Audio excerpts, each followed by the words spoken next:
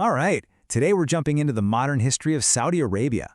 It's a story all about faith, family, and a resource that, well, completely changed the world.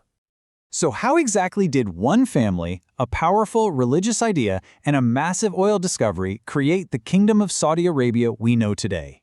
You've got these three huge forces at play: the ambition of the Al Saud dynasty, the fire of a religious movement, and of course, the game-changing power of oil. Let's dig in. Okay, so to really get a handle on modern Saudi Arabia, you have to go way back. We're talking the 18th century, long before oil was even a thought. This is really where the kingdom's DNA was formed, right there in the desert, through an alliance that would define everything. And you can see this pattern, right? A real rhythm of rising and falling. The Al Saud dynasty starts its push for power back in 1727, but the real key moment is 1744. That's when a political leader, Muhammad ibn Saud, teams up with a religious reformer, Muhammad ibn Abdil al-Wahhab. This partnership creates the first Saudi state, but it eventually gets crushed by the Ottomans. But they don't give up. They rise again, only to get defeated and kicked into exile in 1891. It's just a story of incredible persistence. And this partnership is everything. I mean, it's the key to the whole story.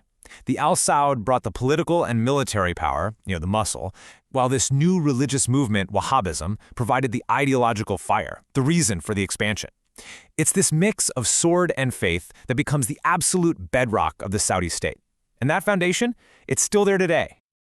All right, let's fast forward to the 20th century. The Al Saud family has been kicked out. They're in exile. You could say they were down, but they were definitely not out, because a young leader was about to stage one of the most incredible comebacks you'll ever hear about.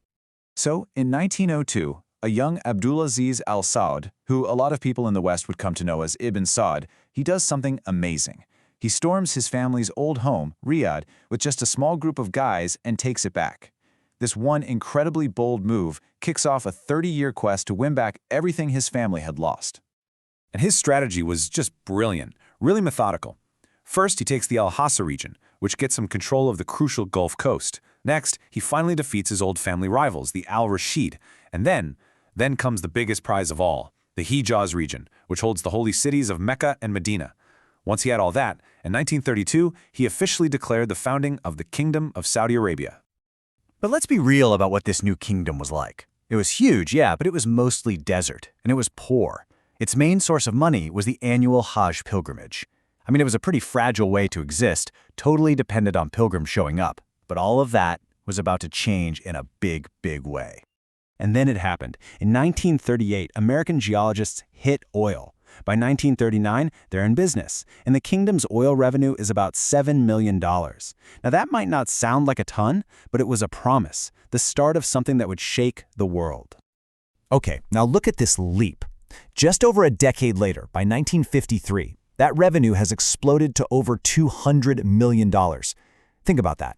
In a little over 10 years, Saudi Arabia goes from being this poor desert kingdom to a nation sitting on just unimaginable wealth. This wasn't just about money. It was about changing the country's entire destiny. And that destiny got tied up with a new global power, the United States. In 1945, you have this historic meeting on a U.S. warship between King Abdulaziz and President FDR. They make a deal that honestly has shaped global politics ever since. It was simple: Saudi oil for American security. So, after Abdulaziz's death, the crown passes down to his sons. Each new king inherits that same legacy: faith, family, oil.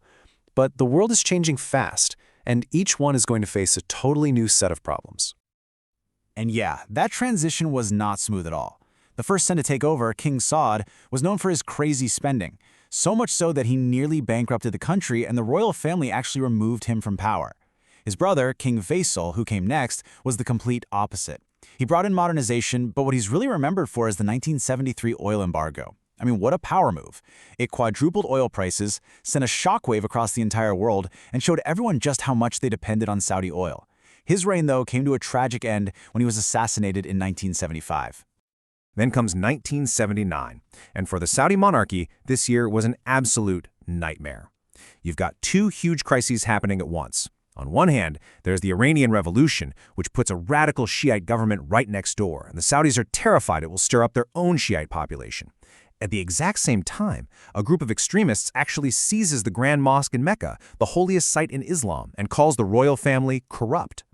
Faced with these two massive threats to their legitimacy, the regime did what they felt they had to do. They cracked down and became much, much more religiously conservative. King Fahd's time on the throne was really defined by one event: Saddam Hussein's invasion of Kuwait in 1990.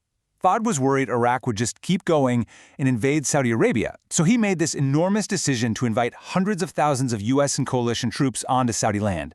Now, it worked. It protected the kingdom. But for a lot of hardline Islamists, having foreign, non-Muslim soldiers on what they considered sacred soil was the ultimate betrayal.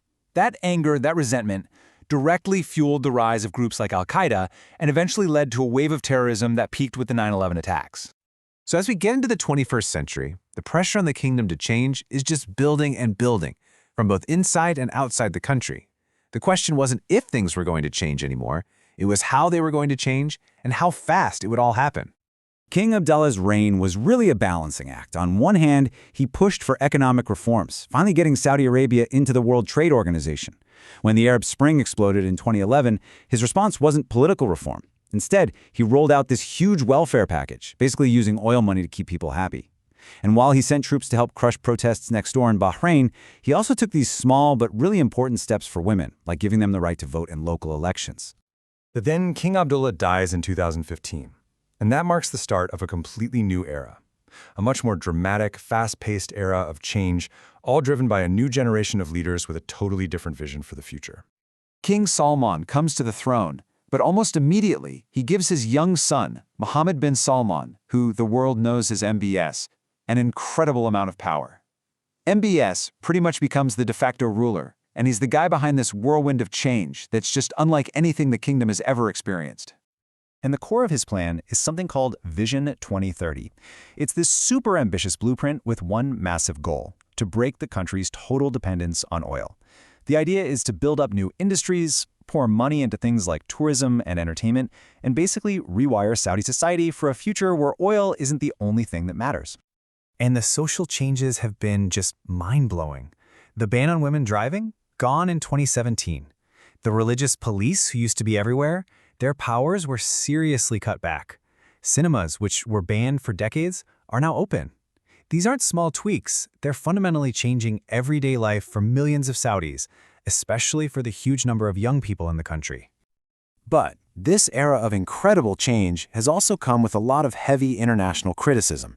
You have the ongoing war in Yemen, the time hundreds of princes and businessmen were detained at the Ritz-Carlton, the murder of the journalist Jamal Khashoggi, and a much wider crackdown on any kind of dissent.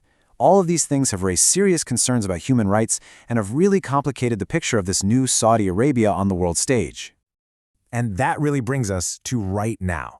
Saudi Arabia is at this fascinating crossroads, trying to balance this incredible push for social and economic modernization with a political system that is still an absolute monarchy. For almost 100 years, oil was the one thing you could count on. So as the kingdom sprints to build a future that doesn't rely on it, what that next chapter is actually going to look like, well, that's one of the biggest questions in the world today.